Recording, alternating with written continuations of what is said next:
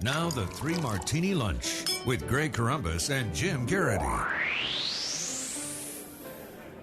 And welcome, everyone, to the Monday edition of the Three Martini Lunch, along with Jim Garrity of National Review. I'm Greg Corombos of Radio America. Good, bad, and crazy martinis for conservatives, but it's also an all-Ebola edition of the Three Martini Lunch. We start with the good, and I guess the first good is that, as far as we know, we don't have it yet, Jim. So let's move on to the second part of the good martini and how it could be affecting one race in particular. And it's kind of ironic because a little while ago, probably a few weeks ago, we played a really twisted ad from Mark Pryor suggesting that Tom Cotton is somehow uniquely responsible for the spread of the Ebola virus. Yet when it came time to assess the Obama administration's handling of the issue, Mr. Pryor was all tongue-tied when interviewed by NBC's Casey Hunt at an event last week. Here's how that went. Do you think that the Obama administration has done an appropriate job handling the crisis?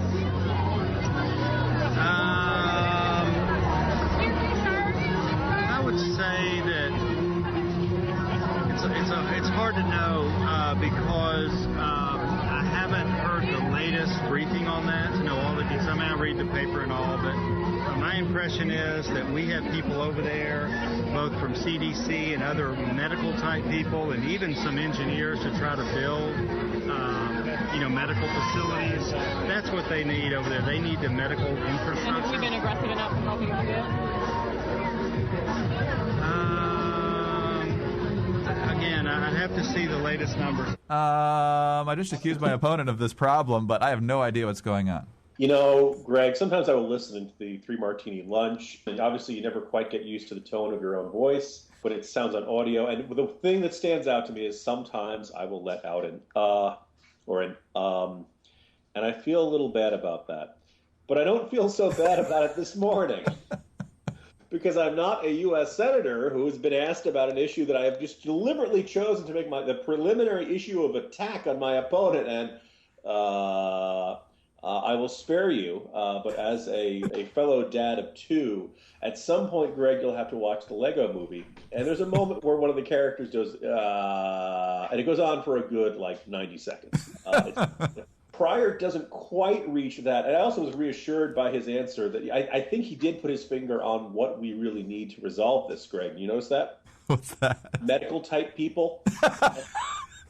I mean, that's really a technical biomedical term for the people who respond to these sorts of things. Yeah, it's a terrible answer. And ordinarily you'd say, look, he doesn't know what's going to happen. He doesn't know if the administration is handling this correctly or not. The news in our second martini certainly points to no.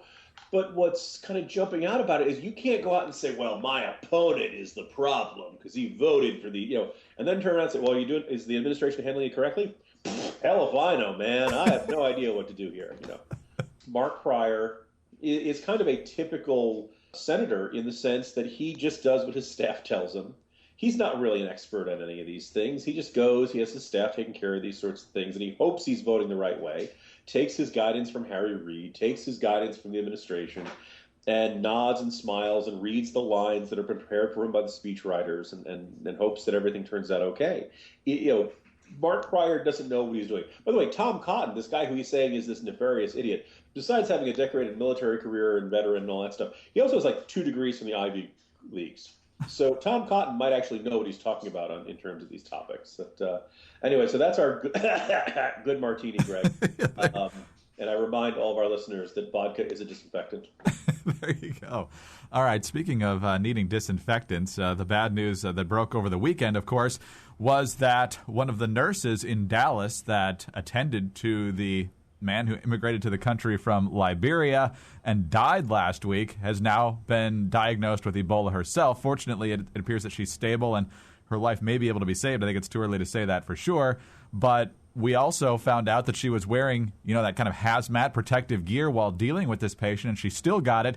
And the CDC, of course, insisting that, well, even though she can't think of a way that she possibly could have gotten contaminated by not following protocol, that had to be what happened. So one thing or another is true here, Jim. Either it's really easy to get this if the slightest bit of protocol isn't followed, or even protocol's not good enough. Of all of our bad martinis, this one ranks up there. And what particularly is unnerving about it is the administration and other health experts, folks at the CDC, NIH, keep giving us really definitive statements. I mean, it was not that long ago, President Obama was assuring us that it was extremely unlikely anyone would come to the United States with Ebola.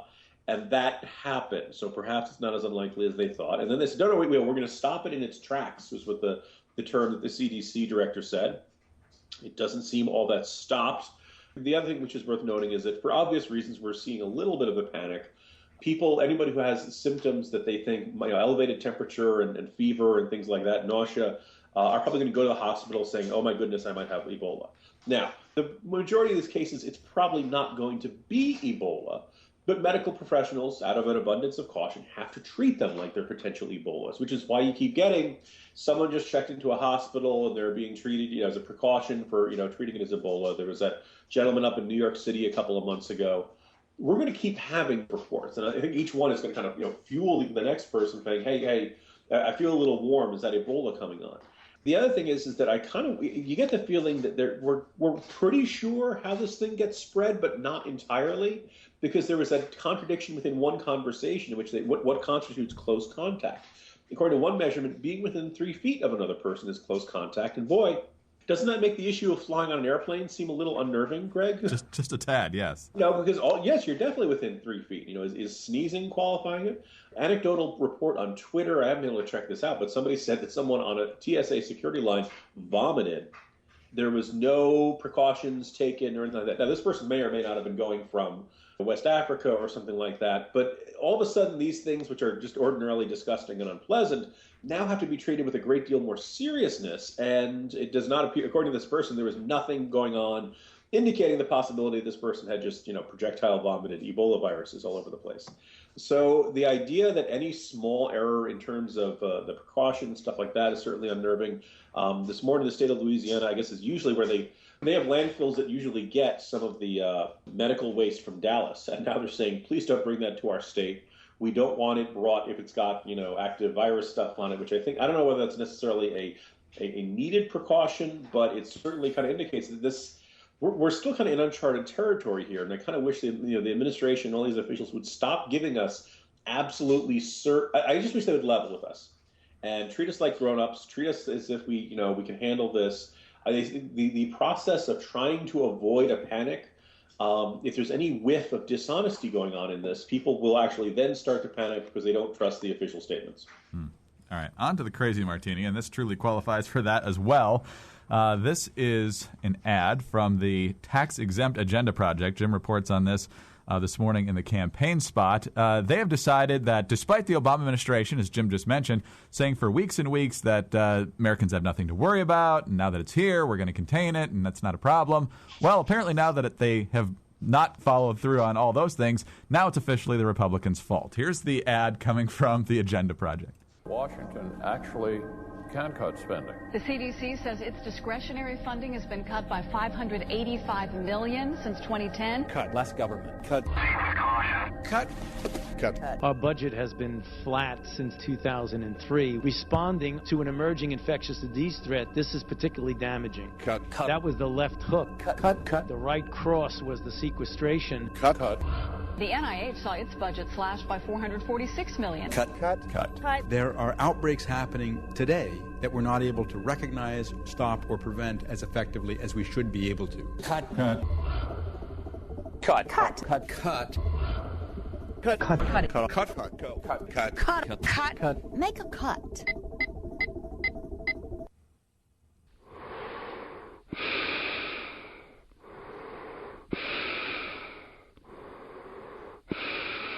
Jim, Mitt Romney only killed one guy's wife. This is like the whole party's responsible for killing thousands now. Republicans are trying to kill all of us, is the vibe of this. Now, this, by the way, first of all, a couple of notes on this group, spotlighted early this morning on the campaign spot.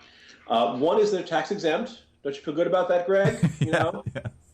Why should a group like that pay tax? Because clearly they're not partisan, right? Even though the closing line is Republican cuts kill, they still get to claim, and it says vote. It doesn't say vote for the Democrats. It just says vote. They still get to claim that they're a nonpartisan organization. I'm sure the IRS will get right on that, right, Greg? Sure. But also keep in mind, this is the same group that did the Paul Ryan pushing Granny off a cliff ad. So once you know that, this is who they are. Their gist is Republicans are serial killers. and any attempt to cut anything is is the moral equivalent of murder, and they will run ludicrously over-the-top ads in an attempt to get you to vote for Democrats, even though they're a nonpartisan organization. Now, look, NIA budget has doubled since 2000. The big increase post 9/11 because of the anthrax mailings and things like that. So we spend a lot of money. Stuff like $1 billion on healthcare.gov, for example, but it doesn't go towards Ebola research. Now they got the NIH director saying, well, gee, if we'd had more money, we could have necessarily might have had a vaccine by now. No. They had $3 billion that went to the Prevention and Public Health Fund, which was part of Obamacare, spending a whole lot more money on public health. A lot of it went to community health stuff, including trying to get good grocers in poorer neighborhoods and other things like that. $180 million went towards laboratory capacity and epidemiology. So don't blame the Republicans, blame NIH for not considering stopping Ebola a high enough priority. But all this other stuff, and I just saw a little bit moment ago, apparently one of their studies involved putting shrimp on treadmills. I don't know if we're trying to get less fat shrimp. Guys, that's extending the Less Move campaign to crustaceans, Greg. I guess. That creates a visual I can't even really imagine, quite frankly. Jim, like we said, kind of a bizarre way to start the week. Anytime you have an all Ebola 3 Martini lunch, it's not going to be all sunshine and roses. But not what we expected to be talking about 3 weeks before Election Day, huh? No, not in the least. But it still plays in. Jim, we'll do it again tomorrow. See you then. See you tomorrow, Greg. Jim Garrity of National Review. I'm Greg Columbus of Radio America. Thanks for being with us today. And be sure to join us again on Tuesday for the next 3 Martini Lunch.